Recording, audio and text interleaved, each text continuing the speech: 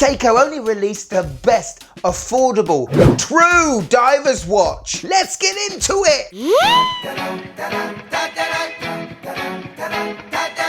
Yes, and welcome to the Mad Watch Collector Show. And today, I'm going to show off a couple of beautiful Seikos. Yes, I believe the watch I'm going to show you today in two different color variants could be the next watch you purchase. Now, obviously, there are many amazing Seiko dive watches you can buy right now. Proper dive watches, you know, ones with a diver's certification, and you can pretty much build a collection just around Seiko divers. Now, the reference I'm going to show you today has been around for almost a year now. The actual release didn't come with any hype. Now, most of us out there will know the Seiko dive watch reference, the Samurai. Known for its angular angles and blocky, sticky outy lugs, a dive watch like no other in their lineup. Now, what Seiko have done is they've brought out a slightly smaller version of the Samurai and have made it look very refined. So much so that the £560 you would spend on this watch, anyone would think in 2025 you've probably paid double. Why does it look expensive? And what does the wife think? Yes, yeah, thank you for that. All good things coming up later in the show. But I have to say a big thank you to Francis & Gay Jewelers, the #1 authorized dealer of Seiko, Zin, Citizen, just everyone. They've been a partner of the Mad Watch Collector channel for years now. Customer service is high and their prices are competitive with anyone out there. And trust me, I wouldn't put the Mad Watch Collector name to any old business. The link to their website is in the description below, just there. Also a link to today's watches, but don't look now. It will spoil the surprise. Are you, baby samurai, ready? Let's go. So, ladies and gentlemen, here are the SRPL 11K1 in red and the SRPL 13K1 in black. And I tell you what, these are phenomenal looking divers. And already, just moving these watches around, they do look and feel like the higher end Seiko divers. If you go above a certain threshold with the prices with Seiko, there is a feature that they use that I'm not particularly fond of, and that is the Saratsu mirror finish polishing. However, these are proper tooly watches, and I can't see much polishing anywhere, which is phenomenal for me, seeing the fact that I am a huge tool watch fan. Now, even though we have a lot of angles with this case still, there are a couple of characteristics and personality traits from the Samurai that have now gone. As you can see on the side of the case, we don't have those block lugs. It's just a smooth, flat, brushed surface area, but we still have those angled lugs that are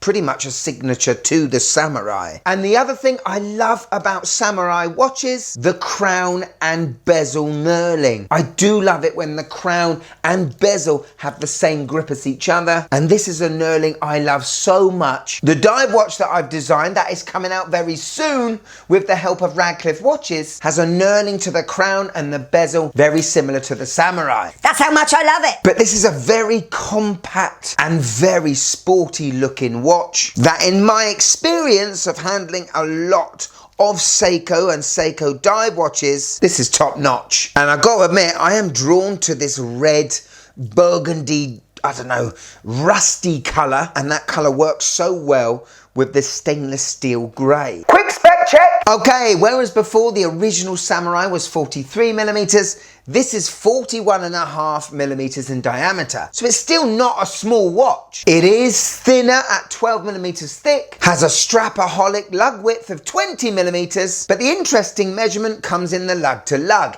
It's actually longer by about 1mm, it's 49. So it's almost as if this watch has been stretched out a little bit, which does make sense when you look at the watch head on, because the original Samurai, you can see the case going around the bezel. On these references, well, it's the bezel you can see only. Now, we're not close to £1,000 with Seiko here. That does mean we get Hardlex crystal, but remember, Seiko prefer to use Hardlex when it comes to dive watches because Hardlex doesn't shatter.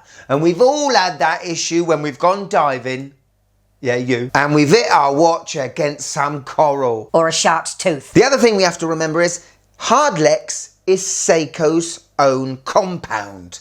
They haven't pulled it from a third party. It's a mineral glass, but it's one they make exclusively only for their watches. Anyway, we've got a very twistable crown at 3 o'clock. That is screwed down, and with a screw down case back. This watch is water resistant to 200 meters, and it is divers certified to 200 meters. It is debatable, or there is an argument that would suggest if a dive watch didn't have an ISO certification, can you call it a dive watch? Or just a dive style watch? When you buy a Seiko dive watch, it's a proper dive watch. And that comes at a cost, people.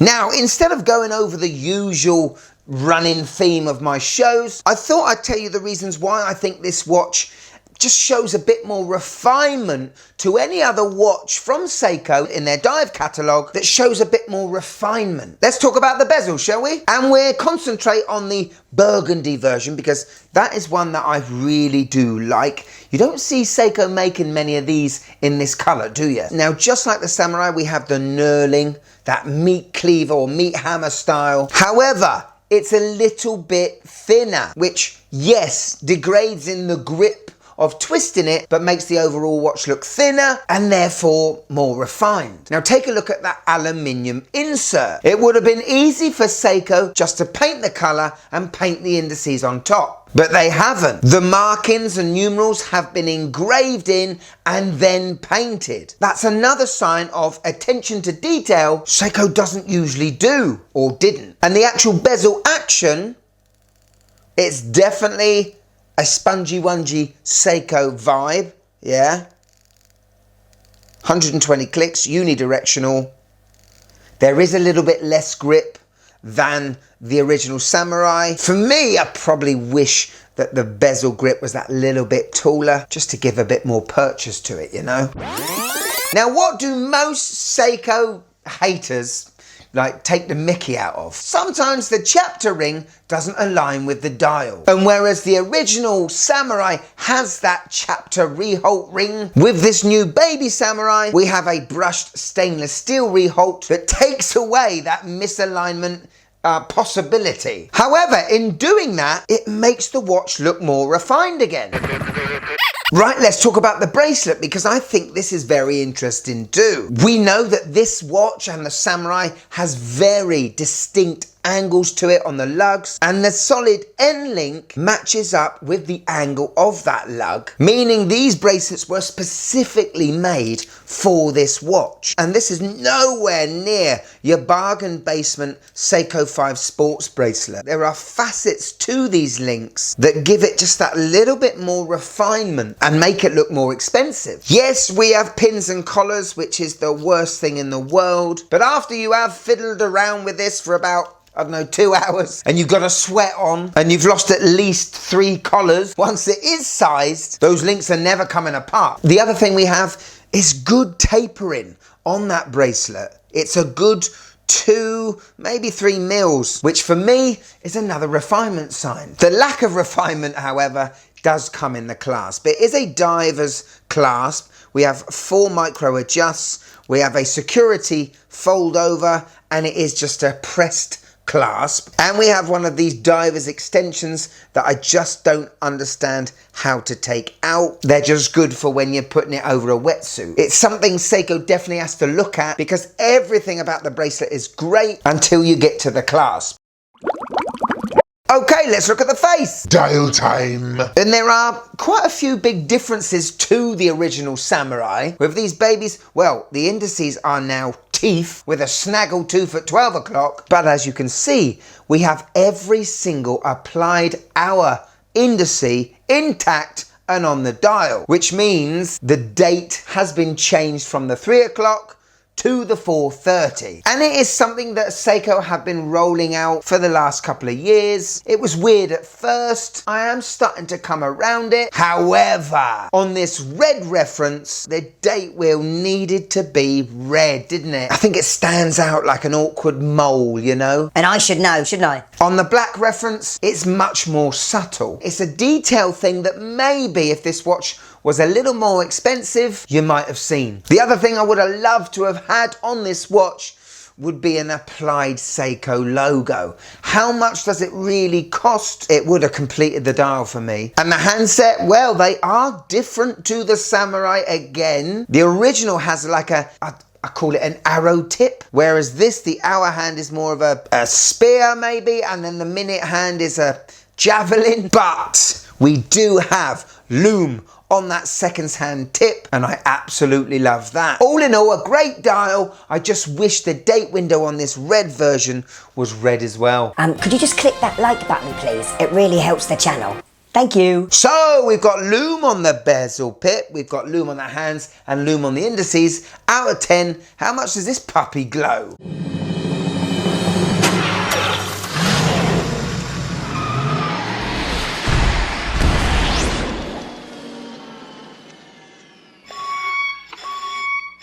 Good. I mean, it's Seiko's LumiBrite technology. It's not the best I've ever seen on a Seiko diver, but it would still beat most of the competition. So, another reason why this watch is, I say only, it's still a lot of money, isn't it? £560. It's to do with the movement, and it's almost Seiko's entry-level movement, the 4R35. Actually, the same movement that's inside the original Samurai, but it's a blooming workhorse. And we dismiss these movements like it's, I don't know, some sort of throwaway AliExpress thing. It's Seiko's actual in-house movement. And how many watches from brands do you own that have their own movements inside? This thing sweeps away at 21,600 beats per hour. It hacks, it hand winds, and this crown, I absolutely love it. It's lovely to twist. It makes me want to twist more, to be fair. First position, change the date. Second position, you change the time, push it back in, Bob's your uncle, Fanny's your aunt, and away you go. Hello. On my 6.5-inch wrist, and ooh, just thinking if there's a free watch space in my watch box.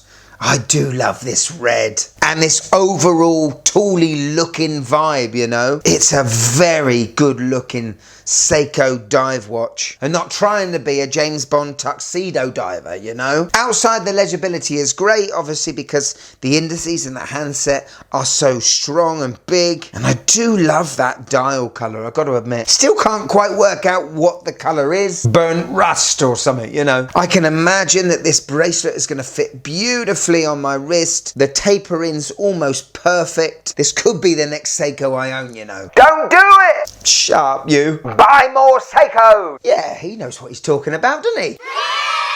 So there we go, the Seiko Baby Samurais in red and black. What do you think? Me?